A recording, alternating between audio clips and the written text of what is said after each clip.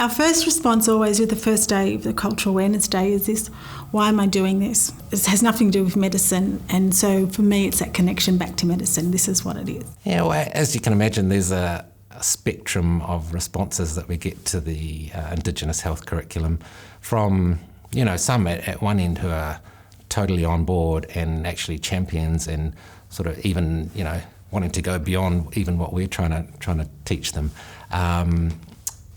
down to the other end of the spectrum where it's resistance, and often not just resistance, but actual sort of antipathy and really negative kind of approaches towards the curriculum.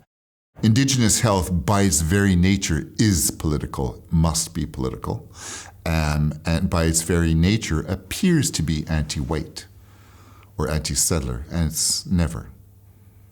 But it's how Canada, anyway, is situated. So yes, so students might, their internalized barriers come up. If you jump on someone who's sort of being reactionary, I guess you feed that sort of polarisation a bit more. So it's how do you manage to respond, to provide another way of presenting the material that you're talking about, or another view that actually doesn't challenge them to say they're wrong, but challenges them so that they start to think that there's another way of being here. The most resistance I've ever had is from fifth year students who might not want to go to an Aboriginal medical service, but once they get there, they really enjoy it, and I just have to talk them through it. I've ever had a few students who do ring in and say, I can't communicate, and I say, what does that mean?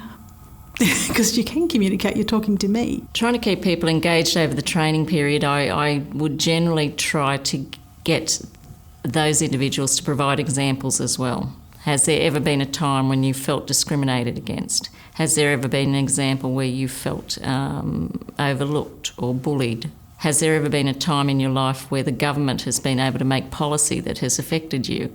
And that's usually where people then start to realise that they have experienced certain things, but they haven't experienced all of those facets that impact on Aboriginal or Indigenous people. I tell a bit of a story about my own heritage, which is mainly Irish, with smatterings of English and Scottish and Swedish.